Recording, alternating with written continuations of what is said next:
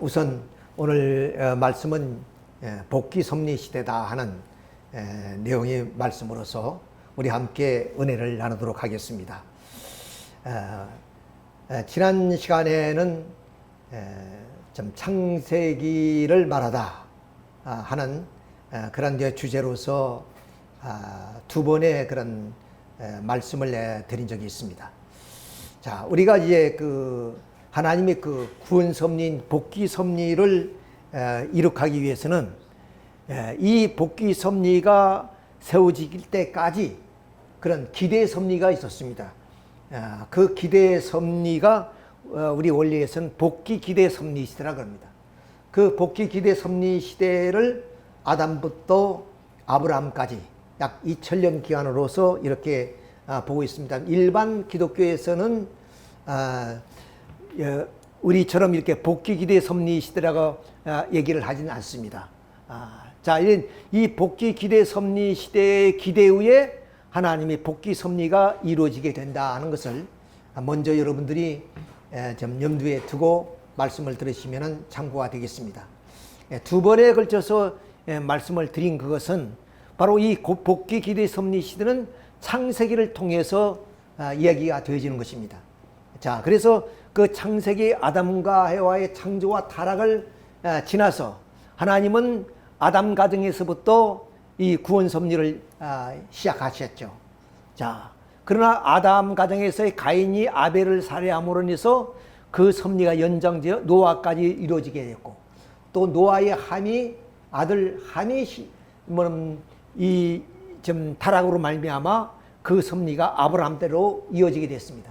그러니까 1차 아담, 2차 노아, 3차의 하나님의 섭리는 바로 메시아를 위한 기대를 세우는 섭리인데, 3차의 아브라함의 상징 헌재의 실패로 인해서 결국 그 섭리는 다시 연장될 수밖에 없었습니다. 그런데 이 아브라함의 제물은 이미 말씀드린 것처럼 이 암소도 양도 다 쪼개 바쳤지만 비둘기 하나를 쪼개지 않았기 때문에 비둘기의 사탄이가 침범함으로 말미암아 이 모든 제물은 하나님께 바친 제물이 아니고 사탄에게 바친 결과가 되어버렸습니다. 그로 인해서 이스라엘 민족이 창세기 15장 14절을 보면은 너희는 정령할라, 너희 후손이 이방이 객이 되어서 그들을 400년간 섬길 것이다 하는 것이 바로 애굽 구역에 오게 된 이유입니다. 그러니까 이 복귀 섭리 시대에는 이제 애굽 구역부터 출발이 되는데, 원래는 아브라함이 이 상징 헌재에 실패하지 않았더라면 그들은 이방 땅에서 복귀 섭리가 시작되는 것이 아니라 하나님이 축복해 준 가나안 땅에서 그 섭리가 출발될 수 있었던 것입니다. 그러나 이미 결과적으로 아브라함의 상징 헌재에 실패이기 때문에 그 이스라엘 민족이 바로 이방 땅에 와서 이방 땅을 중심해서 이 복귀 섭리 시대가 출발된다 하는 것을 먼저 말씀을 드리게 됩니다. 자, 그러니까 이제 아브라함이 이 3차만이지만 실패했기 때문에 예, 종으로 된 횡적인 탕감 복귀라는 좀 어려운 얘기지만은 예, 이삭과 야곱을 통해서 그것이 성취되어지게 됩니다. 그래서 아브라함을 중심한 섭리가 이삭을 중심한 섭리로 전개되어지죠. 그것이 종으로 된 횡적인 탕감 복귀라는 하나의 내용을 통해서 이루어집니다. 자, 그래서 아브라함이 이삭 헌재가 드린 이유가 바로 여기에 있죠. 자, 그래서 그 아브라함 이삭 가정을 통해서 에서와 야곱이 장자와 차자 입장에서 야곱이가 장자의 입장으로 서는 그런 과정이 에서와의 떡과 팥죽으로 장자 기업을 바꾸는 그런 하나의 사건이 있었습니다. 그 후에 실체적으로 이 야곱은 아버지로부터 장자의 축복을 받게 되죠. 그 장자가 에서한테 가야 되는데 그것이 차자한테로 가게 된 것입니다. 이래서 결국 에서가 이 동생 야곱을 죽이려 하자 어머니의 도움을 받고 어머니 고향 땅 하란 땅으로 가서 21년 고역살이를 합니다. 거기에서 장가를 들고 자녀 12명을 낳아서 이제 고향 땅으로 돌아오는 과정 속에 형님이 계셨단 말이죠. 자, 자꾸 이것이 지금 이거 자, 이렇게 해서 그 형님이 분을 좀 사귀지 못하고 동생이 오기만을 기다렸던 거예요. 동상을 죽이려고 했는데 그 야곱이 지혜를 통해서 형님을 굴복시키는 거죠. 자, 그래서 이 야곱이가 이런 떡과 팥죽으로 상징적으로 장자의 기업을 바꾼 그런 입장에서 실체적으로 장자가 이제 이 사건을 통해서 장자 입장에 서게 됩니다. 이것이 하나님의 그 구원 섭리에 있어서의 대단한 하나의 사건이었습니다. 이러므로 인해서 하나님이 이 창세기를 통해서 펼쳐나오신 하나님의 섭리는 결국에 창세기 50장으로 되어 있는데 25장에서 50장까지 절반을 야곱이 얘기로 꾸며지게 됩니다. 그 이유가 이와 같이 야곱이가 그럼 그 형님을 자연 굴복시킴으로 인해서 그럼 자연적으로 차자에서 장자 입장을 확보했기 때문입니다.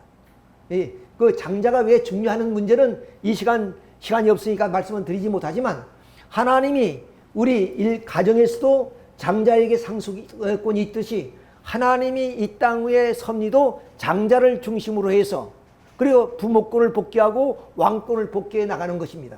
그래서 제 1차적인 하나님의 구원 섭리는 이 장자권을 복귀하는 입장에서 바로 야곱이가 장자를 복귀했다는 그 뜻은 바로 하나님이 이러한 복귀 섭리를 할 수 있는 기대를 조성했다 하는 얘기가 되겠습니다. 자, 이렇게 해서 결국 이 애굽 고역이 아브라함이 상정언제 실패 때문에 이루어지지만 아무튼 간에 애굽 땅에서부터 이 섭리가 시작이 되죠. 자, 그래서 이 아브라함의 그 손자 야곱의 12자식과 70가족이 애굽으로 들어가서 400년이 됩니다. 예, 4대가 되죠. 4대까지. 자, 400년의 그 고역살이 가운데서 결국 민족적인 지도자 모세가 탄생하는 그런 역사가 벌어지게 됩니다. 자, 그래서 이 복귀 기대 섭리 시대는 창세기를 통해서 이제 그 구원 섭리의 내용을 전부 다 얘기해 주고 있습니다. 그 다음 그 창세기를 지나서 다음 성서책이 출애굽기, 레위기, 민수기입니다. 이걸 합쳐서 우리는 모세오경이라 그러죠. 자, 그래서 이미 창세기에 대해서는 말씀을 드렸으니까 이제부터는 출애굽기, 레위기, 민수기, 신명기에 대한 말씀을 드림으로써 이 복귀 섭리가 어떻게 이루어져 나오는가 하는 것을 우리가 여기서 찾아볼 수가 있습니다. 자, 그러면 먼저 이 이스라엘 민족이 애굽 고역에서 이제 목표는 뭐냐? 가나안 땅으로 다시 돌아가는 겁니다. 돌아가는 이제 출발점이 바로 출애굽기에 기록이 되어 있는데 이 출애굽기에 대해서 우리가 한번 말씀을 드리도록 하겠습니다. 자, 모세가 태어날 때는 바로 어떤 상황이었냐면 이스라엘 민족이 400년 동안 살다 보니까 굉장히 그 출산율이 높아서 애굽의 그런 민족을 수적으로 압도하는 그런 입장이 있었습니다. 그러니까 그 애굽의 왕 바로가 그러면 그 위기를 느끼게 되죠. 만약에 전쟁이 일어나게 되면은 이 히브리인들이 어느 쪽에 붙느냐에 따라서 국가의 흥망이 좌우되는 것이 문제이기 때문에 바로 바로는 산파들에게 히브리인들이 아들이 나면 다 죽이라고 그랬습니다. 그런 시대에 바로 이 모세가 탄생합니다. 이 모세가 굉장히 뭐냐면 건장한 아이로 태어났어요. 그래서 3개월 동안 톡을 해서 키워봅니다. 근데 너무 애가 울음도 우렁차고 그래서 만약에 그것이 발견되면 다 죽을 수밖에 없는 그런 입장이기 때문에 할 수 없이 이 미리암이라는 그 누님이 됩니다만은 이 미리암과 함께 해서 이 하숫가에다 바로 이 갈대를 엮어서 거기다 뭐냐면 이제 바구니에 아기를 넣어서 나일강으로 뛰어보내죠. 나일강 하루에 바로궁이 있었어요. 바로궁. 바로궁의 그 딸인 이 바로의 딸이 모욕을 하다가 떠내려오는 갈대 상자를 보고 거기서 아기를 이제 건지게 됩니다. 그 아기를 바로 이 바로의 딸은 자기의 양자로 키우게 돼요. 이렇게 해서 이 사지로 들어가서 이 모세는 바로 안전하게 성장하게 되죠.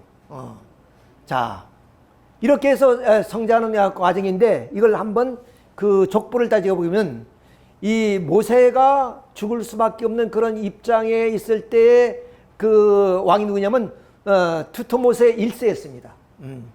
1세인데 그 1세가 아들이 없어서 양자로 데려오고 그다음 그 딸은 친딸입니다.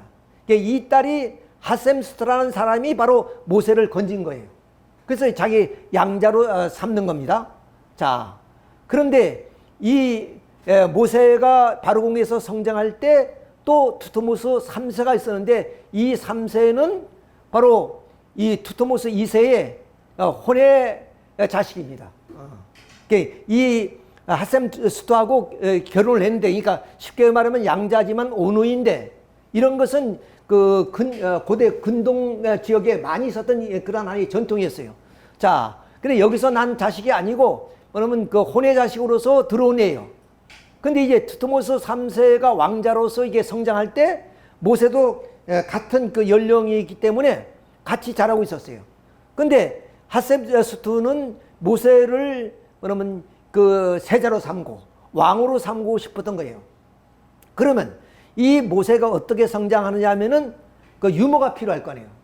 그래서 그 누이 미리암을 통해서 이 궁궐에다가 유모를 구해준다고 해서 그 모세의 어머니가 궁궐에 들어가서 모세를 키웁니다. 그러니까 자기 친자식을 키우는 거예요.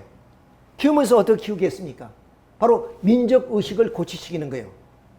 모세는 어릴 때 들어갔으니까 자기의 혈통이 어떤 혈통인지 모르는데 어머니로 또 민족교육을 받습니다. 그래서 히브리서를 보게 되면 바로 모세는 그 민족의식을 잃지 않고 혈통의 그런 그 강력한 그 충성심을 가지고 바로 이 바로궁의 그런 낙을 즐기는 것보다 자기 동포들과 함께 고난의 길을 가기를 원했다고 히브리서는 얘기를 하고 있습니다.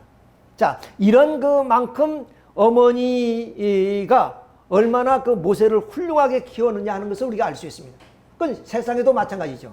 세상에도 많은 어머니들이 훌륭한 자녀들을 양육하는 것을 우리가 보고 또 역사 속에 훌륭한 그 분들이 배우이는 훌륭한 어머니가 있었다는 것을 우리는 알고 있지 않습니까? 그것처럼 모세의 어머니도 그야말로 모세에게 그런 민족의식을 고치셔서 자기의 정체성을 밝혀주는 겁니다. 이러므로 모세는 그것을 깨닫게 되죠. 그래서 이 바로궁에서 40년을 살게 됩니다. 자, 근데 이제 이 모세가 결국 바로궁에서 쫓겨나서 다시 바로궁으로 들어올 때 그런 하나의 그 3대 기적과 십장을 했던 사람이 누구냐? 투토모스 3세는 죽고 바로 아멘호뎃 2세가 바로 있을 때입니다. 요걸 참고로 여러분들이 좀 이렇게 생각해 주시면 됩니다. 자, 이렇게 가계도를 우리가 그려볼 수가 있죠. 자, 이래서 아까 말씀드렸죠. 히브리서 11장 23절을 보면 믿음으로 모세가 났을 때 그 부모가 아름다운 아이임을 보고 석 달 동안 숨겨 왕의 명령을 무소하지 아니하였으며 믿음으로 모세는 장성하여 바로의 공주의 아들이라 칭받기를 거절하고 도리어 하나님의 백성과 함께 고난받기를 잠시 죄악의 낙을 누리는 것보다 더 좋아하고 그리스도를 위하여 받은 수모를 애굽의 모든 보화보다 더 큰 재물로 여겼으니 이는 상주심을 바라봅니다. 믿음으로 애굽을 왕노릇함을 무서워하지 아니하고 곧 보이지 아니하는 자를 보는 것 같이 하여 참았으며 믿음으로 유월절과 피 뿌리는 예식을 정했으니 이는 장차 말라는 자로서 그들을 건드리지 않게 하려 한 것이며 믿음으로 그들이 홍해를 육지같이 건넜으나 애굽 사람들은 이것을 시험하다가 빠져 죽었으며 믿음으로 7일 동안 여리고를 도니 성이 무너졌더라. 이것은 이 글의 내용은 이제 좀 장구합니다만은 바로 이 모세는 바로 바로궁의 죄악의 낙을 누리는 것보다 동포들과 함께 고난받기를 원했다 그런 겁니다. 이 히브리서 기자가 당시의 그 바로궁의 상황을 모세의 심정을 이렇게 표현하고 있어요. 자, 이렇게 화로운 궁궐 생활보다는 고역살이하고 노역살이하는 동포들과 함께 사는 것을 이 모세는 어머니 교육을 통해서 혈통에 대한 기조와 충절이 변하지 않고 동포를 살아겠다는 것을 우리가 알 수 있습니다. 이러기 때문에 하나님은 이 모세를 통해서 민족을 그럼 가나안 땅으로 그럼 복귀하는, 즉 출애굽 노정을 걷게 되었다 하는 것을 우리가 참고로 아셔야 됩니다. 자, 당시에 이렇게 히브리 민족들은 그 애굽인에게 고역을 당하는 그런 상황이 있었어요. 이런 처참한 모습을 바로 모세는 이제 좀 이 사회로 나와서 궁궐 속에만 있다가 나와서 현장을 보게 됩니다. 자, 그 현장을 보면서 아까 말씀드렸던 히브리 말씀에 믿음으로 모세는 장성하여, 믿음으로 모세가 장성했다는 뭐냐? 어머니 요가베의 그런 민족 교육에 불타는 그런 하나의 교육을 받았기 때문에 바로 호화로운 궁궐 생활보다는 동포들의 그런 비참한 상황을 먼저 생각했던 그런 지도자였다 이 말입니다.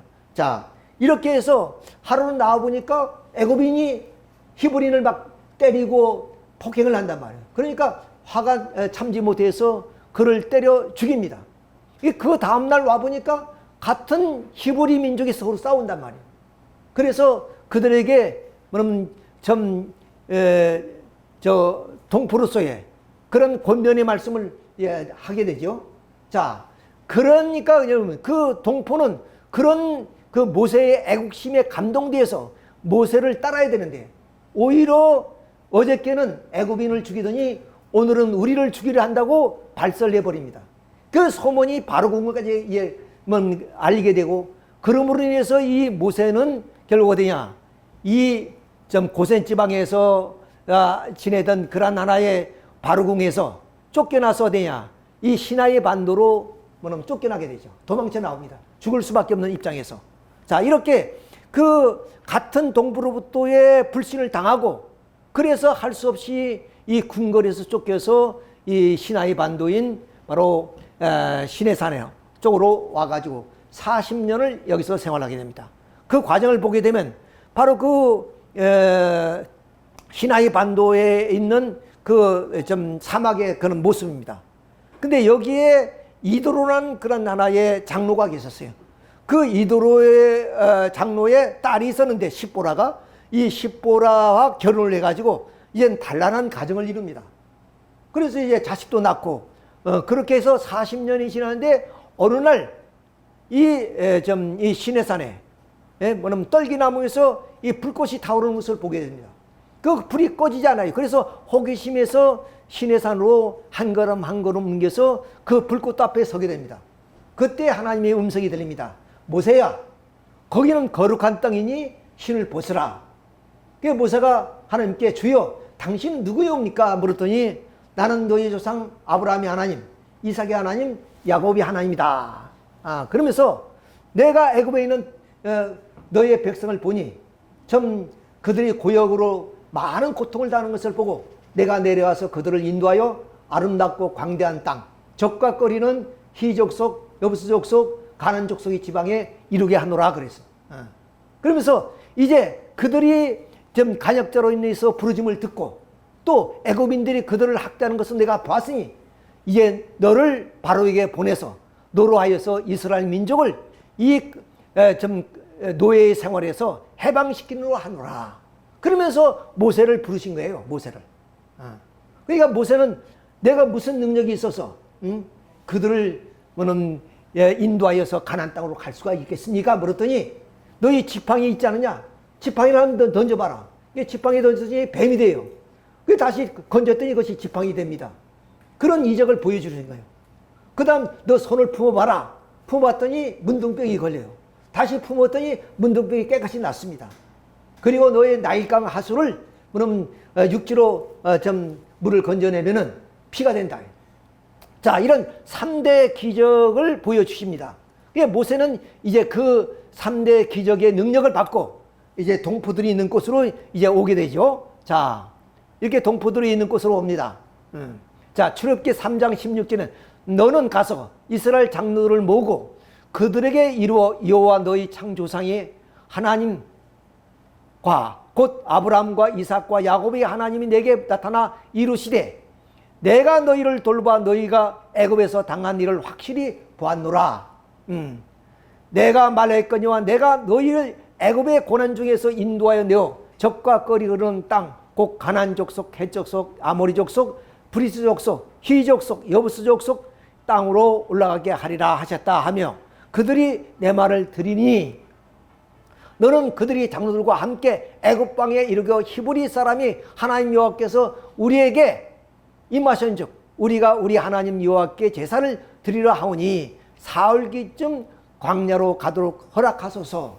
그러니까 지금 우리 모든 그 성도들은 어떻게 생각하냐면 모세가 이스라엘 민족을 이끌고 가나안 땅을 탈출하기 위한 하나의 좀 이야기로 듣고 있습니다만은 원래는 물론 원래는 이 모세가 바로한테 가서 한 말이 그 말이 아니라 사흘길쯤 광야로 나가서 제사를 드리도록 허락해 주십시오 이 얘기예요. 그러니까 그런 그 애굽인이 믿는 신이 아니라 우리는 히브리인들이 믿는 야훼 하나님, 그 야훼 하나님을 믿게 해달라는 그런 뜻이에요. 근데 많은 사람들은 바로 이 애굽 땅을 떠나게 해달라는 그런 하나의 이야기로 이제 알고 있는 분들이 많습니다만은 원래는 그렇지 않습니다. 자, 그렇게 해서 이제 그 장로들과 함께 어디 갔냐? 바로 그 바로궁으로 들어가죠. 예, 바로궁에 들어가서 이제 우리가 사흘길쯤 나가서 우리 여호와 하나님께 예배를 드리고 오겠습니다. 예. 그랬더니 그걸 거절해요. 그래서 하나님이 이미 모세에게 권능을 주듯이 지팡이로 그렇게 홍해를 치니까 이 나일강을 치니까 이렇게 물이 피가 되는 거죠. 이런 기적을 보여주고 두 번째는 그 지팡이를 던지니 뱀이 돼요. 그러니까 바로도 자기 술객에게 지팡이를 던지기 위해서 뱀이 됩니다. 그러나 그 뱀은 이 모세의 뱀에게 먹히는 거죠. 자, 이렇게 해서 이런 기적을 보여주고 그 다음 세 번째 이래도 이 바로가 굴복하지 않습니다. 그래서 손을 품었더니 문둥이가 병이 됐다가 다시 그 병이 고쳐지는 이런 기적을 보여줍니다. 그런데 기적을 이렇게 보여줄 때마다 모세는 결국에 더 마음이 강팍해져요. 그래서 이스라엘 민족을 더 혹사시키는 그런 하나의 정책을 펴게 되죠. 자, 그러니까 이 3대 기적에도 굴하지 않기 때문에 하나님은 모세를 통해서 이 10재앙을 내리게 됩니다. 그 10재앙이 이렇게 좀 메뚜기라든가 또는 파리떼라든가 이떼라든가 이런 그 개구리라든가 이런 것들이 만연하는 겁니다. 그러니까 이 애굽의 땅에 이런 하나의 곤충들이 막 일어나는 하나의 그 좀 재앙이 이렇게 10재앙이라고 부를 수 있죠. 이런 10재앙이 일어나게 되죠. 이 10재앙에도 결국에 이 바로는 재앙을 내릴 때마다 굴복하려고 하다가다 다시 굴복하지 않습니다. 그러니까 10번까지 이렇게 재앙을 내리게 되죠. 그게 마지막 10번 재앙이 뭐냐? 그것이 애굽 땅에 있는 장자나 또 동물들은 막것 이 모든 것을 치는 겁니다. 이름으로써 결국 이 바로가 굴복을 하게 되는데 그러면 애굽에 있는 모든 족속은 막것이 다 치는데 그러면 히브리인들도 장자가 죽을 거 아니겠습니까? 그래서 하나님은 특별히 히브리인들에게 방책을 세웁니다. 어린 양을 잡아서 그 고기는 너희들이 구워서 먹고 피를 문설주에다가 바르면 죽음의 사자가 지나가다가 이 문설주의 피를 보고 넘어간다는 거예요. 그것이 바로 유월절입니다. 유월이라는 거예요. 너물유, 너물월자. 이렇게 해서 우리 유월이라는 건 6월달에 있는 절기가 아니라 바로 넘어간다는 거예요. 그러니까 무엇을 넘어가냐? 히브리인들이 집을 넘어간다는 거예요. 그래서 애굽에 있는 장자들, 왕자도 말할 것도 없고, 그 다음 또 막것들, 동물의 막것 다 죽는 그런 하나의 재앙이 마지막 재앙입니다. 자, 이 마지막 재앙을 보고서야 바로가 굴복합니다. 그래서 여기서 아까 말씀드린 것처럼 이제 애굽 땅을 다 떠나는 거 아니죠. 그건 있을 수가 없죠. 만일에 이 애굽 땅에 지금 노동력이 적어도 이 히브리인들이 400년 동안 살면서 얼마 드느냐? 싸울 수 있는 장정만 60만이라고 그랬습니다. 그러니까 그 가족을 합치면 약 200만이 넘지요. 그 200만이 모두가 다 어디냐? 노동력입니다. 그 노동력이 한꺼번에 사라지면 어떻겠어요? 바로 이 사회가 무너지게 되죠. 자, 그러니까 그건 일수 없는 것이고. 자, 그래서 결국에 아까 말씀드렸던 3일결쯤 광야에 나가서 그러니까 바로가 하는 말이 여기서 이 현장에서 너희들이 너희 신 야훼에게 예배를 드리면 되지 않냐 했더니 모세가 하는 말이 애굽인들이 우리 야훼 신을 믿는 것을 미워하신즉 그 현장을 보면 우리에게 돌을 놓치지 않겠습니까? 그러니까 우리가 3일결쯤 광야로 나가서 우리 야훼 하나님께 예배를 드리고 오겠습니다. 그 청의했어요. 그걸 지금까지 3대 기적과 10장을 통해서 얘기를 해도 안 들어줬던 거예요. 자, 그런데 이제 마지막 아까 바스카라는 그런 6월 그런 하나의 그 계기를 통해서 이제 허락을 받게 됩니다. 자, 그래서 그들이 이제 뭐 좀 있는 것 없는 것 다 쭈그려가지고 이제 3일쯤 광야로 나가는 거예요. 근데 바로는 그렇게 알고 있지만은 바로 모세는 그것이 아니고 이스라엘 민족을 이끌고 가나안 땅으로 가는 출발점이었어요. 자, 이렇게 해서 이제 출발을 합니다. 그런데 여기 3일쯤 가니까 홍해가 나와요. 홍해가 나오는데 뒤에는 이제 바로가 내가 속았다는 것을 알게 되고 그래서 병참을 보내서 추격을 합니다. 그래서 진퇴양난에 빠지게 되죠. 자, 이때 야훼 하나님께서 모세에게 너 지팡이 있지 않냐? 그 지팡이를 홍해를 가로무르니 해서 이렇게 길이 되는 거예요. 자, 이렇게 해서 무사히 이 홍해를 건너게 됩니다. 그 역시 이 추적하는 애굽의 병참도 따라오다가 이미 히브리인들이 다 건넌 후에 그들은 물에 수장돼서 모든 군대가 다 물에 빠져 다 죽게 됐죠. 자, 이렇게 해서 결국 모세는 200만이라는 히브리인들을 자기 동포를 인도해서 좀 안전하게 홍해를 건너고 육지에 도달하게 됩니다. 그러니까 너무 감사해서 모세의 노래라고 해서 이렇게 출애굽기 15장에 보면 여호와는 나의 힘이요 노래시며 나의 구원이시로다 이렇게 노래를 부르시는 거예요. 주의 인자하심으로 주께서 구속하신 백성 인도하시되 주의 힘으로 그들을 주의 거룩한 처소에 들어가게 하시나이다. 이렇게 이제 참 노래를 부르면서 모세의 노래가 이렇게 성서에 기록되어 있습니다.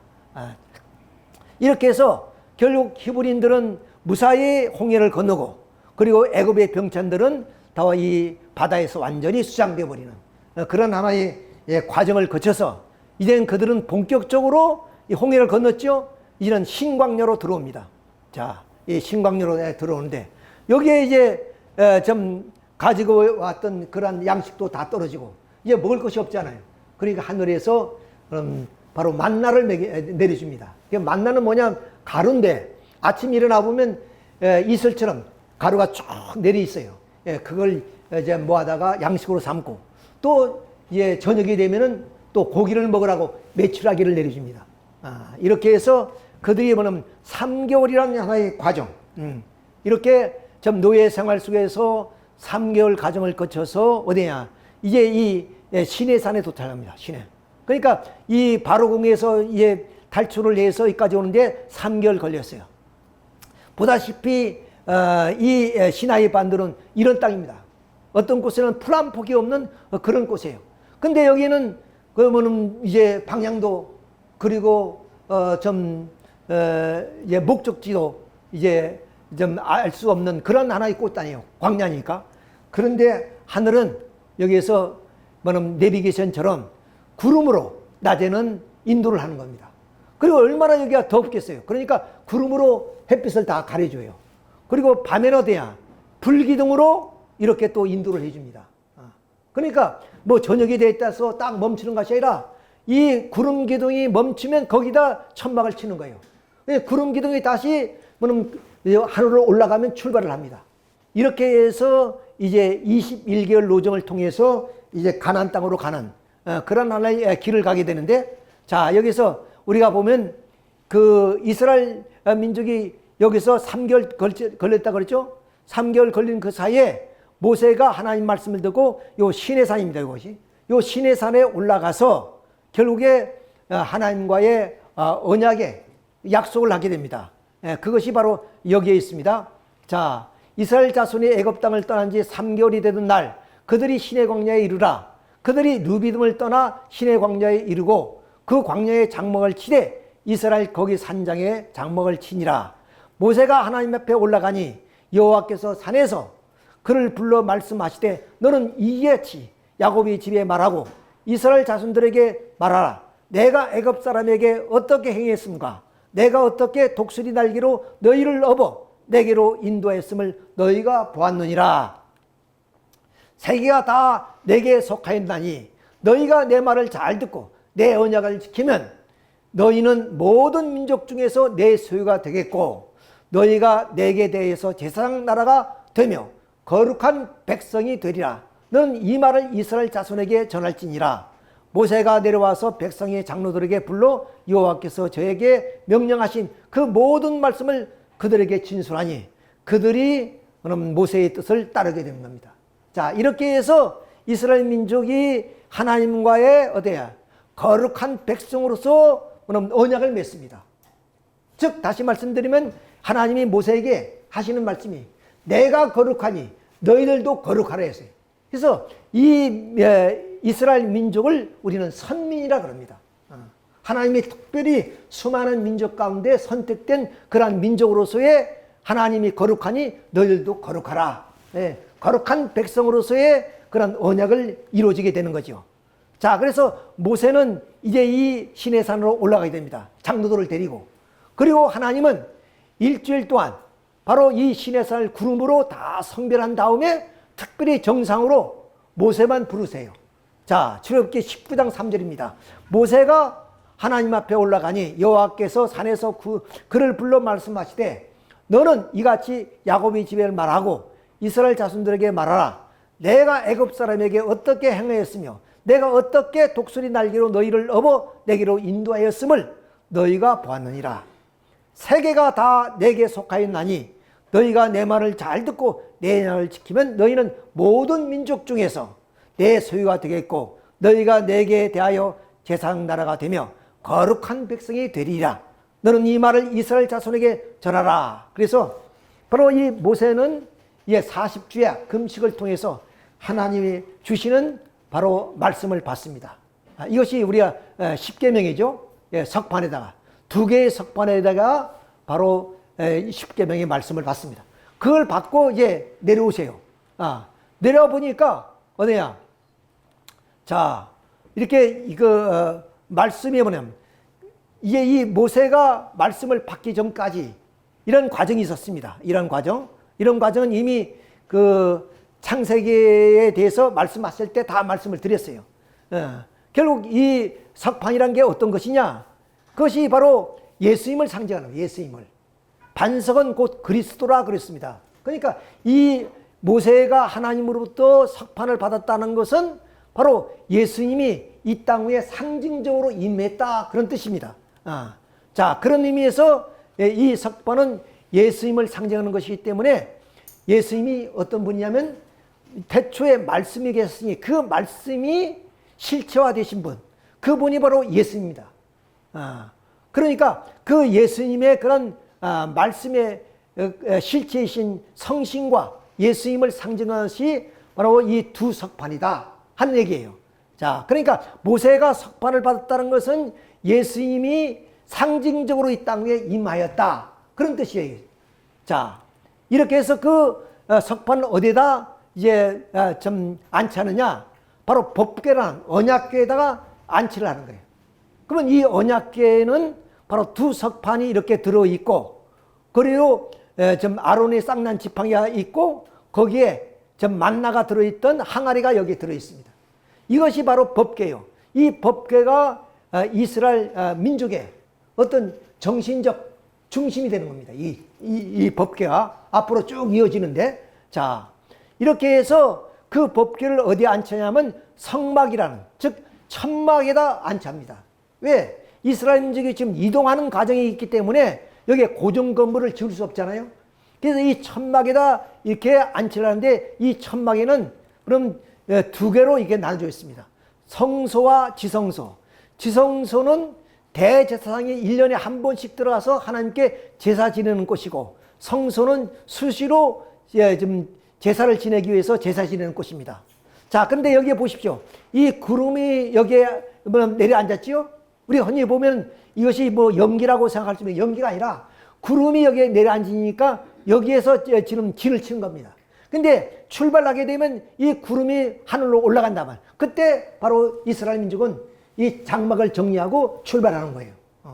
이렇게 구름 따라서. 자, 이것은 또 뭘 말하냐면 예수님이 영과 육을 상징하고 이것은 우리가 무형세계와 유형세계를 의미하는 것이다. 이런 의미를 가지고 있습니다. 좀 복잡하고 이해가 안 되지만은 아무튼 이렇게 모세가 시내산에서 반석을 받았던 것은 단순한 말씀을 받은 것이 아니라 그 말씀이 실체인 예수님이 상징적으로 이 땅에 임했고 그 상징적으로 임한 그 반석이 이런 법궤다 안치대에서 천막교회에 안치되었다 그 말입니다. 그러니까 예수님이 바로 상징적으로 이 땅 위에 임했다 하는 것을 한마디로 표현해 주는 얘기가 되겠습니다. 자, 그래서 여기에서 히브리서 9장 1절부터 12절을 보면 이 장막은 현재까지 비우니 이에 따라 드리는 예물과 제사는 섬기는 자를 그 양심상 온전하게 할 수 없나니 그리스도께서는 장래 좋은 일이 대제사장으로 우사 손으로 짓지 아니한 것 곧 창조에 속하지 아니한 더 크고 온전한 장막으로 말미암아 염소와 송아지의 피로 하지 아니하고 오직 자기의 피로 영원한 속죄를 이루서 단번에 성소에 들어가셨느니라. 이 말씀이 뭐냐면 이스라엘 민족은 여기에 소도 잡고 양도 잡아서 제사를 지내는 그 성막은 하나의 그림자와 같다. 이것은 하나의 예수님을 비유한 것이다 하는 말씀이에요. 예수님이 오게 되면 그리스도의 그런 피로 인류를 구원하시게 된다 하는 그런 말씀을 히브리 기자가 이렇게 쓰고 있어요. 자, 그러니까 이 성막인 어디야? 가나안 땅에 돌아오면, 즉, 이 가나안 땅이 여기입니다. 이 가나안 땅에 돌아오면 이제는 이동하지 아니라 고정 건물인 성전을 짓는 거예요. 성전을. 근데 이 애굽 땅에서 광야를 거쳐서 가나안 땅으로 돌아올 때까지 기간이 얼마 잡았느냐? 하나님은 21개월을 통해서 이제 가나안 땅에 들어오게 되어 있습니다. 그런데 이스라엘 민족이 오는 과정 속에 불신을 해요. 그러니까 결국에 도착한 것은 얼마냐? 40년 만에 도착해요. 40년. 그러니까 이 광야에서 얼마나 동안 40년 동안 유리방황하는 그런 민족이 되어버렸어요. 자, 이렇게 이스라엘 민족의 불신 때문에 출hiện 하나의 결과입니다. 자, 이렇게 해서 결국 모세가 이스라엘 민족을 이끌고 이렇게 광야까지 나오는 과정 속에서 뭐냐면 근본적 하나의 예수님의 그런 그 상징체로서의 이런 성막을 짓게 되었다 하는 것을 우리가 알 수 있습니다. 자, 그래서 이스라엘 민족은 이제 왕정 세계를 이룰 때까지, 즉 국가를 이룰 때까지, 또 가나안 땅에 도착해서 이렇게 성전을 지을 때까지 모든 것은 이 성막을 중심으로 하는 하나의 섭리가 이루어지는 거예요. 성막을 중심에서 출발하고 또 성막을 중심에서 또 이렇게 장막을 치고 모든 것은 성막을 중심에서 성막이 인도하는 따에 따라서 이 광야를 거쳐 나가는 하나의 과정을 거치게 됩니다. 자, 이렇게 해서 이제 그 출애굽기에 대한 말씀을 드렸습니다. 출애굽기에 대한 말씀을. 자, 그러면 이제 레위기라는 게 뭐냐면 이건 법전입니다. 법전. 예를 들면은 한 나라를 세우기 위해서는 어디야? 백성도 있고 국토도 있어야 되지만 그는 또 법이 있어야 돼요. 법. 그래야 그러면 이 국민들을 그럼 이제 좀 지도해 나갈 것이고 또 질서를 유지해 나갈 것이고 또 하나의 군사력도 가지고 또 치안을 유지하는 경찰 병력도 생기고 그래서 반드시 3대 요소가 뭡니까? 국가가 이루어지면 국가, 영토, 그리고 백성, 그리고 법 이 3대 요소가 있어야 나라가 형성되는 거예요. 그러니까 이 가나안 땅에 와서 뭐예요? 하나님 나라를 세우자는 거예요. 뜻이. 예, 지금은 애굽 땅에서 남의 나라에 있기 때문에 이제는 주권을 가진 하나의 나라를 세우기 위해서 애굽 땅으로 그런 고난의 길을 걸어서 오시는 과정이다 그 말입니다. 자, 그때 이 하나님은 바로 이 시내산에서 아까 이 좀 성막을 지었죠. 그것이 하나의 그는 법입니다. 법. 그런 하나의 법전을 세우게 되는데 그 법에 대해서 잠시 말씀을 드리겠습니다. 자, 우리나라는 조상을 섬기는 민족이죠.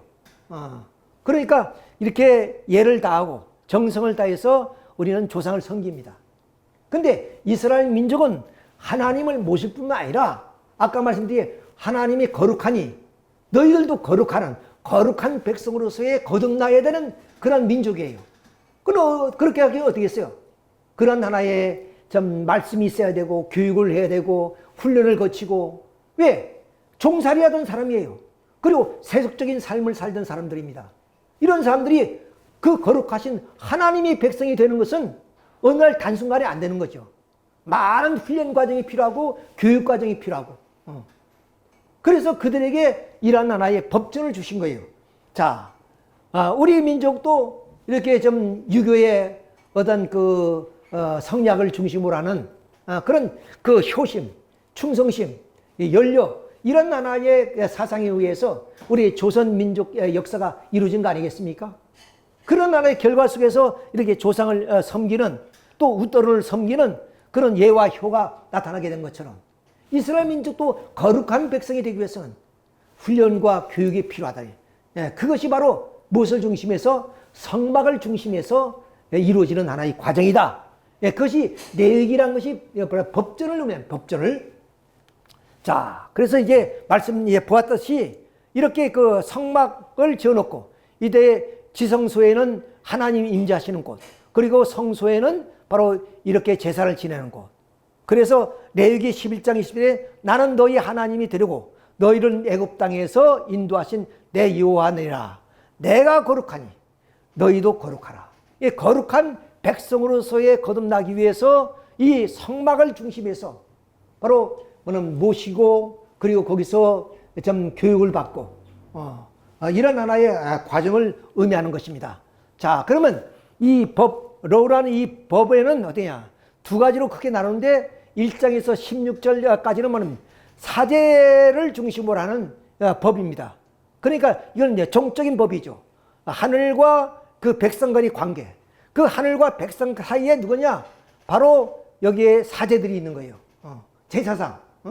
제사를 지내는 그런 제사들이 있어서 그 제사를 통해서 하나님과의 그런 하나의 관계를 맺어가는 것이고 그 다음 여기 17장에서부터 25장까지는 뭐냐? 성결법정에서 백성들이 하나님의 거룩하니 거룩한 백성으로 태어나기 위해서 이 법전을 통해서 교육받고 그리고 하나님께 제사를 지내는 그런 하나의 횡적인 관계, 인간과 인간, 민족과 민족 간의 그 관계를 형성하는 것입니다.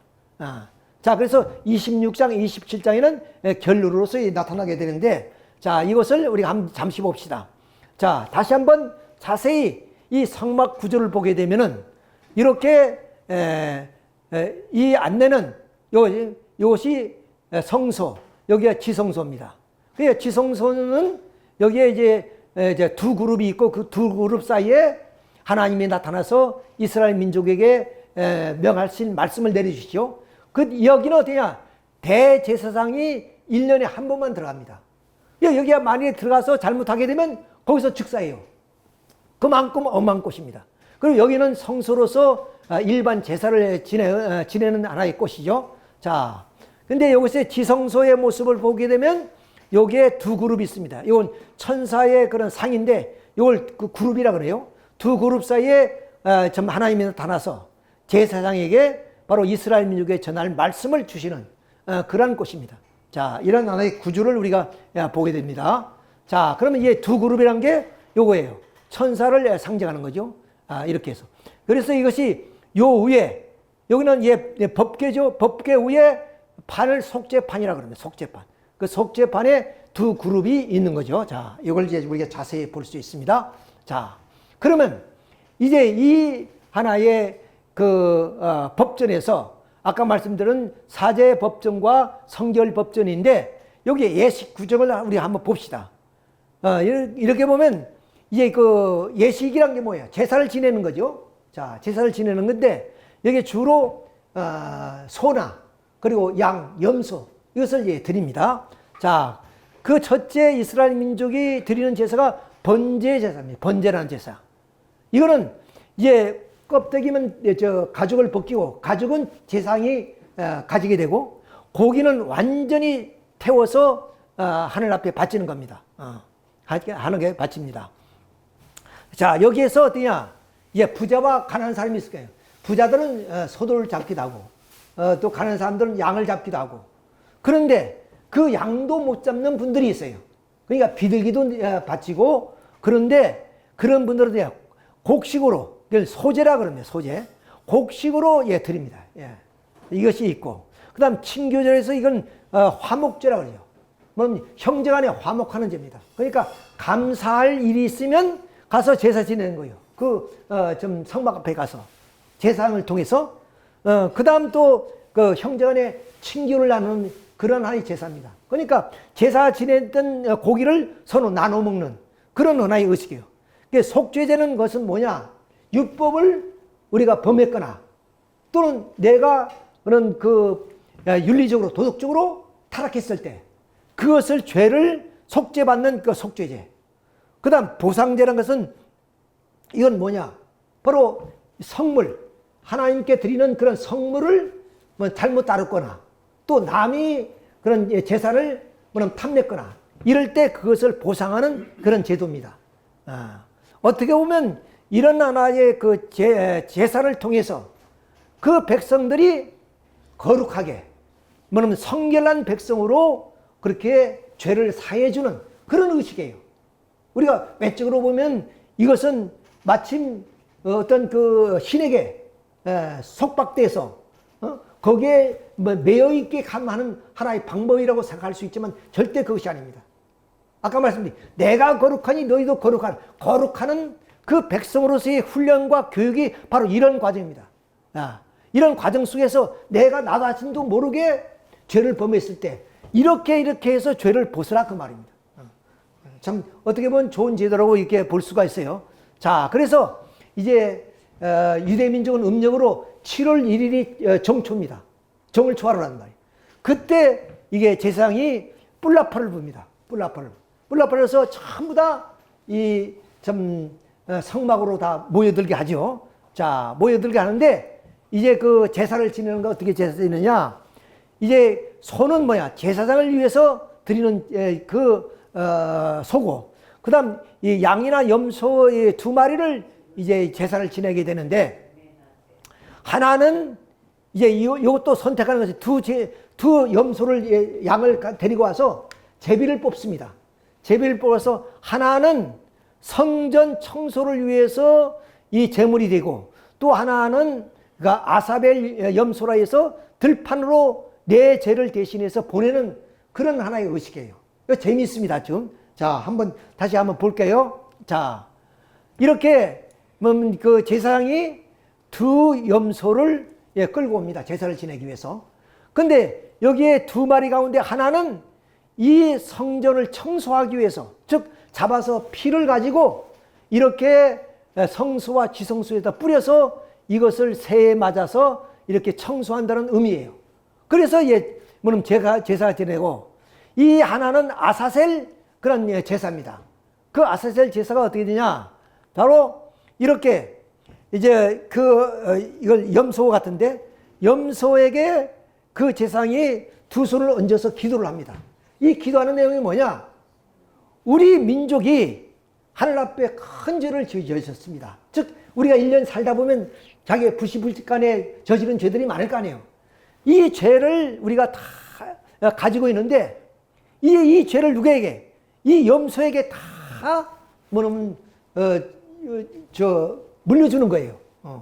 왜? 사람이 제물이 돼서 헌제를 할 수 없잖아요. 그러니까 내 죄를 몽땅 이 염소에게 다 돌리는 겁니다. 만백성의 다 죄를 이렇게 돌리는 거예요. 그러면 이 염소는 어떠냐? 이제 그 에르살렘 성을 지나고 이제 들판으로 가게 되죠. 그러면 많은 사람들이 줄을 지었다가 이 아사셀 그런 염소한테 막 저주를 합니다. 뭐 욕도 하고 막 저주도 하고. 그러니까 모든 죄를 다 짊어지고 가라 그 말입니다. 그 짊어지고 어디 광야에서 버려져요. 광야에서. 그러면 이 광야에 풀 한 푸기도 없는 그런 곳에서 맹수들도 있을 거 아니에요. 거기서 잡아 먹히는 거예요. 그건 뭐 그러냐? 내 죄를 다 몽땅 이 아사셀 염소가 다 짊어지고 와서 아사셀 그 염소가 희생하는 거예요. 백성을 대신해서. 재밌죠?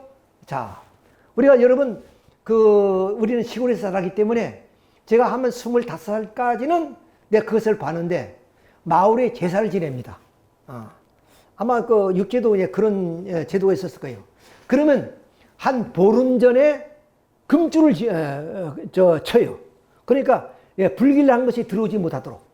예를 들면 만일 그때 장사가 좀 장례식이 생긴다. 그러면 그거 다 취소해요. 그래서 아주 그 15일 동안은 깨끗하게 마을이 청결된 다음에 그 다음 이제 제사를 지내는 곳이 있어요. 그 제사를 지냅니다. 주로 돼지를 잡아가지고. 그 이유는 뭐냐면 마을의 안녕을 위해서 또 젊은이들이 건강을 위해서 그렇게 제사를 지내요. 그것처럼 이스라엘 민족은 이렇게 대속죄일을 통해서 이렇게 좀 그 죄를 몽땅 염소에게 다 넘기고 그 염소는 그 민족을 대신해서 희생물이 되는 거예요. 제물이 되는 거죠. 자, 이것이 대속죄일에 하는 그런 제사의 형태입니다. 자, 그 다음 이제 이것이 이제 또 음식. 음식을 어떻게 가려 먹는 거예요. 아무나 먹는 것이 아니라. 자, 그래서 육회공에 그런 음식을 먹는데 어떤 음식을 이제 우리가 이제 주의해야 되냐면 양서류. 이 양서류는 뭐냐면 일정한 곳에 머물지 않고 아무 곳에나 흙탕물이나 어디나 이렇게 머물잖아요. 그러니까 이런 걸 싫어해요. 그럼 이런 설치류, 쥐 같은 거, 이런 거. 그다음 이제 올빼미처럼 이런 그 어두운 밤에 사는 동물들 이런 것들을 원하면 먹지 않습니다. 이런 것들을. 그래서 깨끗한 거 이런 것을 먹도. 왜? 뭐냐면 이슬람적인 거룩한 백성이 되기 위해서는 청결한 그런 안에 음식 문화, 그리고 청결한 그 생활 이런 법들을 이렇게 하는 거예요. 그러니까 우리는 그 율법이 어떻게 냐면 10계명에 의해서 하위법이 얼마나 되냐면 613개입니다. 613개를 지켜야 돼요. 그거 지키는 것이 365개는 하지 말아라 하는 법이에요. 그 다음 그 나머지는 하라 그 말입니다. 안식일을 지켜라, 뭐냐면 도둑질을 하지 말아라, 그럼 나 외에는 어떤 신을 섬기지 말아라, 이런 것들, 이런 것이 365개예요. 그 얼마나 이 법이 촘촘히 우리를 뭐냐면 이제 구속하겠습니까? 옥죄는 거죠. 그렇지만 알고 보면 뭐냐? 그것이 모두가 다 백성들이 성결한 그런 하나의 백성으로서, 그런 거룩한 백성으로서 양육하기 위해서 하나님이 만들어 놓은 법이다, 그 법. 자, 이러니까 결국에 우리는 이 종교법이, 즉, 이 청결법이 우리 사회의 윤리요 사회적인 법이 된 거예요. 우리는 흔히 생각하면, 종교의 그런 안식일을 지키고 헌금을 하고 또 철야 기도를 하고 이런 하나의 그 신앙생활의 어떤 제도들이 다 어떻게 보면 속박되고 구속되는 거 아니겠어요? 자, 그렇지만 이 유대의 그런 그 율법은 그 종교법이 사회법이 되는 거예요. 그 사회도 그렇게 청결하게 살아야 해요. 내가 하나님께 제사를 지내는데 그런 그 청결한 마음과 몸으로, 그야말로 하늘 앞에 제물을 바치듯이 내 이웃과 그리고 사회에 살 때 그런 청결하고 순결한 삶을 살아라. 그래야 뭐냐면 당신이 그렇게 좀 거룩한 하나님으로서 살듯이 백성도 거룩한 백성이 된다 하는 그런 말씀을 하시는 거예요. 자, 그런데 이제 이스라엘 민족이 이런 법을 만들고 여기에 성막을 지어서 어디로 가느냐? 가나안 땅, 적과 거리라는 가나안 땅으로 간다는 거예요. 여기가 목표입니다. 여기를 가는 데 대해서 이미 3개월이 지나고 여기에 성막을 짓는데 1년 걸립니다. 그러니까 약 한 1년 한 3개월이 소비됐죠. 나머지 21개월 가운데 나머지 기간은 여기에 가는 거예요. 여기에. 이렇게 직통으로 갈 수 있는 거죠. 자, 이렇게 이제 가는데 이 가나안 땅에는 어떠냐? 가나안 7족이 살고 있어요. 가나안 7족이 뭐냐? 자기들이 무슨 신이 있고 또 자기들의 문화가 있어요. 가나안 7족들은 바로 농경 문화니까 농경 문화 속에서 시집장가가고 그야말로 자기들이 좀 신을 믿고 그리고 또 그 신들이 되게 어떠냐? 음란 신들이 많아요. 자, 이렇게 뭐냐면 이 가나안 땅은 바로 이 성결하지 못하고 거룩하지 못하고 이렇게 오염된 땅이란 말이에요. 이 땅에 이 거룩한 백성들이 살기 위해서 어떻게 했냐? 여기에 훈련이 과정이 필요하고 믿음이 필요하고 이런 거예요. 자, 그러니까 그 가나안 땅에는 이런 신, 몰록 이런 신, 이런 바알신 이런 신들을 섬겨요. 바알신이라는 건 뭐냐? 그럼 비의 신이고 풍요의 신이에요. 그러다 보니까 결국에 어때야? 뭐냐면 이 음란의 신이 나타나게 되고 이래서 음란 문화가 아주 그 팽배한 그런 사회, 이것이 가나안들이 살고 있는 그런 세계입니다. 이런 세계 속에서 이스라엘 민족이 성결한 백성으로서 거룩한 백성으로 살아가기 위해 선택이냐? 바로 이런 성막이라는 하나의 신앙을 통해서 그야말로 거룩한 백성으로 거듭나는 훈련 과정이 바로 이 광야로정을 통해서 하나님이 주시는 하나의 율법이다 하는 것을 알 수 있습니다. 자, 그거 한번 봅시다. 자, 출애굽기 22장의 내용입니다. 여호와 외에 다른 신에게 제사를 드리지 말라. 너는 이방 나그네를 압제하지 말며 그들을 학대하지 말라. 왜? 너희들도 애굽에서 학대를 받았지 않느냐. 그러니까 너희들도 이방인이라고 해서 학대하지 말아라. 아주 천지도입니다, 이것이. 또 너는 과부나 고아를 해롭게 하지 말라. 그래서 이스라엘 민족 가운데는 뭐냐? 고엘 제도가 있어요. 고엘 제도. 고아가 되고 과부가 되면 친척들이 거둬주는 그런 제도가 있습니다. 아주 좋은 제도예요. 그 다음 그 수혼 제도가 있어 형수자예요. 형님이 돌아가시면 그 형수를 동생이 맞이해 줍니다. 그리고 거기다 자식을 낳으면 그 자식은 형님 자식으로 해줘요. 그러니까 혈대가 끊어지지 않도록. 이렇게 아주 좋은 제도예요. 또 내가 만일 그들을 해롭게 함으로 그들이 내게 부르짖으면 내가 반드시 그 부르짖음을 들으라. 내가 상대방을 억울하게 만들면 그 억울한 소리를 내가 들어야 된다 이거예요. 또 나의 노가 명렬함으로 내가 칼로 너희를 죽이리니 너희 아내는 과부가 되고 너희 자녀는 고아가 되리라. 내가 만일 너와 함께한 내 백성 중에 가난한 자에게 돈을 구워주면 너는 그에게도 채권같이 하지 말며 이자를 받지 말라. 자, 어떤 경우는 고리대금 받잖아요. 그러니까 원금보다 이자가 더 많아지는 거예요. 근데 여기는 절대로 이자를 받지 말아요. 또 내가 만일 이웃의 옷을 전당 잡거든 해가 지기 전에 그에게 돌보내. 이건 무슨 말이냐면 사막이니까 그럼 낮에는 덥고 밤에는 추워요. 그럼 얼어 죽을 정도 아니고 보통 얘기하는 거면 3, 4도 정도 된다 그래요. 밤에는. 그러나 그때는 이복이 귀할 때니까 그 옷을 내가 저당 잡히면은 밤에 그것을 돌려주지 않으면 얼어 죽는다 이거야. 그러니까 낮에 그것을 저당 잡았다가 밤에는 그걸 돌려주라고 말이야. 참 그렇게 좀 인정이 있는 그런 하나의 법입니다. 그것이 유일한 옷이라. 그것이 그의 알몸을 가린 옷인즉 그가 무엇을 입고 자겠느냐. 그가 내게 부르짖으면 내가 들리리니 나는 자비로운 자임이라. 너는 재판장을 모독하지 말며 백성이 지도자를 저주하지 말라. 그러니까 지도자를 뭐냐면 무시하지 말고 지도자의 뜻을 따라야 된다. 또 출애굽기 23장은 너는 거짓된 풍소를 퍼뜨리지 말며 악인과 연합하여 위정하는 증인이 되지 말라.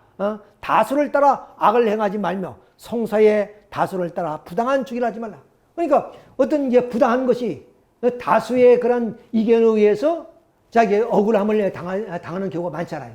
이런 일을 해서는 안 된다 하는 것을 뭐 가난한 자가 송사거든 뭐냐면 이제 그 가난한 자이기 때문에 무시해서 그렇게 하지 말라. 내가 만일 내 원수의 길 잃은 소나 나귀를 보거든 반드시 그 사람에게 돌려주라.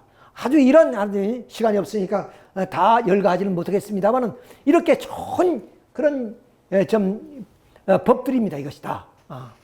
그러니까 결국에 종적인 하나님을 섬기는 그런 하나의 율례가 결국에 그것이 사회법이 돼서 그런 사회에 그것이 통용하는 그런 아름다운 그런 법으로서 결국에 성결한 백성, 그리고 좀 거룩한 백성으로 거듭나는 훈련이요, 그리고 좀 교육이다 하는 것을 우리가 여기서 알 수 있습니다.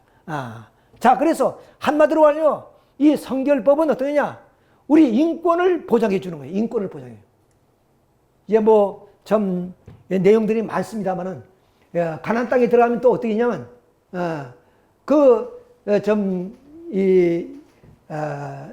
죽을 수밖에 없는 그런 살인한 사람이라든가, 또는 좀 힘이 없는 그런 사람들이 이제 도피할 수 있는 도피성까지 만들어졌어요. 도피성까지. 이렇게 철저하게 약자를 보호해주는. 그래서 거기서 온전하게 그 약자가 좀 억울함을 당하지 않고 좀 자기의 인권을 지켜나갈 수 있도록 이렇게 한 것이 바로 이 율법의 내용이다 하는 것을 알 수 있습니다. 이렇게 해서 결국에 이런 그 하나님을 섬기는 하나의 그 윤례와 법도는 결국에 우리 횡적으로 인간과의 그런 하나의 인권을 그런 유린하지 않고 좀 그런 하나의 인간과 인간의 그런 어떤 성결 이것을 주장하는 내용이다 하는 것을 우리가 알 수 있습니다. 그 다음 그들은 절기가 있습니다. 우리가 뭐 좀 설날이라든가 추석이라든가 또 우리 해방받은 그런 광복절이 이렇게 있듯이 이스라엘 민족도 있어요. 이 파스카란 게 그 아까 말씀드렸던 6월절입니다. 문설주에다 양의 피를 바르니까 죽음이 사자가 뛰어넘었다 그러죠. 자, 그렇게 해서 그것을 즐기는 이게 대단히 큰 명절이에요. 이 명절. 이런 명절을 중심해서 이런 주간절, 초막절들이 이어지게 되는데 그걸 한번 보면 수학절, 그러니까 추수감사절이죠. 쉽게 말하면 이런 추수감사절이 다 이렇게 그 파스카를 중심으로 해서 이루어집니다. 그 오순절이란 것은 뭐냐? 이렇게 그 파스칼 이제 6월절을 지나서 그럼 50일째 되는 날을 오순절이라 그래요. 그래서 이 오순절 날 어떤 역사가 벌어졌습니까? 초대교회, 예루살렘 교회에 성령의 역사가 막 뜨겁게 일어났죠. 자, 그것처럼. 그 다음 이제 맥주절이라는 것은 그 밀수확이죠. 밀수확을 이제 하는 것이고. 그래서 그것이 뭐냐면 이 오순, 7일을 7749 해서 요게 77절이라고 77절 다음에 오순절이 오는 거죠. 좀 복잡하긴 합니다만은 이런 하나의 절기를 통해서 하나님께 감사를 드리고 또 민족과 민족이 서로가 교류하면서 그런 좀 성결한 백성, 그런 하나의 백성으로서 하나님이 이렇게 교육시켜 나왔다 하는 것을 우리가 여기서 알 수 있습니다. 그래서 여기에 그 파스카라는 것은 바로 이게 천주교에서는 과월절이라고 얘기합니다. 그리고 신교에서는 6월절이라고 해요. 6월절. 여기 이제 파스카라 그러는데 여기에 무교절이라는 것은 뭐냐면 이 빵, 누룩 없는 빵, 딱딱한 빵이죠. 그런 빵을 먹는 것을 말합니다. 이렇게 해서 이 6월절을 통해서 이스라엘 민족이 광야로 나가고 광야에서 이제 가나안 땅으로 가는 과정 속에서 그런 과정 속에서 고난 어린 40년 역사가 있잖아요. 그 40년 역사를 기리기 위해서 이렇게 장막절이니 무교절이니 이런 것들을 합니다. 이걸 실제 이스라엘 민족이 지금도 자녀들 교육을 그렇게 해요. 그렇기 때문에 그들은 선민의식이 지금도 있습니다. 그런 것을 우리가 여기서 볼 수가 있죠. 자, 이게 초막절이라는 것은 광야 시대에 그러면 햇빛도 뜨겁고 그러니까 이렇게 우리가 좀 옛날 오이밭이나 수박밭에 초막 지어서 감시했죠. 그런 것처럼 그렇게 해서 실제 자녀들을 광야로 데리고 와서 이렇게 초막을 짓고 거기에서 조상들이 경험했던 그것을 경험시키는 그런 나라의 교육들을 이스라엘 민족이 합니다. 자, 이렇게 해서 여기에 이제 어떤 제도가 있냐면 7일에 한 번 쉬라는 거예요. 안식일이죠. 자, 그것은 창세기 6일 동안 창조하시고 7일째 안식하셨다는 그것처럼 7일 안식일이 있습니다. 이게 얼마나 좋아요. 지금도 우리 사회에 이런 좀 안식일이 있지 않습니까? 요새는 이제 5일 근무제가 있어서 더 좋습니다만은 그 다음 7년째나 되냐? 7년째는 뭐냐면 농토도 휴게만 하는 거예요. 왜? 왜냐면 그 땅심이 다 7년 동안 갈아먹으면 땅심이 없어진다. 그러니까 1년 정도는 휴경을 해서 뭐는 튼튼한 그런 하나의 그 땅 심을 심어놓고 그 다음 농사를 지으라 해요. 아주 상당히 좋은 제. 그러면 이 7년을 7번 하면 50년째 되냐. 이건 희년이라 그래, 희년. 희년이 되면 어떠냐? 내가 땅을 팔았어요. 그러면 그 땅을 다시 찾는 겁니다. 그렇죠? 종들도 데리고 있습니다. 종들도 다 풀어줘요. 그리고 자기 있는 양들 다 들로 다 보내요. 얼마나 좋은 제도예요. 자, 이렇게 성서에 보면은 아주 이렇게 경제적인 것, 사회적인 것, 이런 윤리적인 것, 이런 것들이 아주 우리가 본받아야 될 내용들이 많습니다. 그러니까 이렇게 해서 어떻게 보면 우리가 흔히 말하는 부익부 빈익비 이란 말이 있잖아요. 부자는 부자만 되고 가난한 사람은 세대를 이어가면서 가난하는데, 그러면 내가 좀 빚이 많아서 땅을 팔았다. 그 50년 되면 내가 주인한테 돌아오는 거예요. 참 그런 바람직한 그런 내용들이다. 이런 것들이 전부 다 이렇게 법전에, 그 레위기라는 그 법전에 다 기록되어 있고, 이것들을 통해서 이스라엘 민족은 거룩한 백성으로 거듭나는 그런 하나의 신앙을 갖게 된다는 것을 우리가 여기서 알 수 있습니다. 자, 그래서 여기서 이제 중심이 뭐냐? 항상 그 법의 중심은 이 성막입니다. 성막. 이 성막을 중심에서 제사도 지내고, 그래서 이 성막에 구름이 올라가면 여기에 또 출발하고, 성막에서 구름이 내려앉으면 여기서 진을 치고 이렇습니다. 근데 이 성막을 중심해서 이제 배열이 됩니다. 뭐 아무렇게 해서는 게 아니라 동쪽에는 그런 유다 지파, 서쪽에는 단과 뭐 이런 지파, 이렇게 해서 다 규정이 되어서 이렇게 출발할 때도 그럼 이 유다 지파가 제일 앞장섭니다. 또 유다 지파가 숫자가 많고요. 12지파로 나누는데, 이렇게 해서 이제 그 광야를 진행해 나가는 과정. 그 아까 말씀드렸던 이렇게 만나를 내려줍니다. 그 만나가 그럼 좀 욕심을 부려서 이틀치 사흘치 이게 거두가면은 나머지는 다 썩어버립니다. 그러니까 그날 내려주시는 거예요. 그 다음 또 저녁에는 메추라기를 내려줘요. 그래서 고기 먹어요. 자, 이렇게 해서 결국에 이스라엘 민족이 이렇게 광야를 거쳐서 이제는 가야 될 곳이 어디예요? 자, 이 가나안 땅입니다. 가나안 땅. 근데 이것이 뭐는 21개월 노정입니다. 그러면 이 가나안 땅에 들어갔는데 이 민족이 불신을 해요. 불신이니까 이 가데스 바네아에 돌아올 때까지 바란 광야에서 40년을 보냅니다. 40년을 보내서 곡절과 곡절을 겪어서 결국에 여리고를 넘고 이렇게 가나안 땅으로 들어오는 그런 하나의 과정이 이제 다음 시간에 또 말씀을 드리도록 하겠습니다.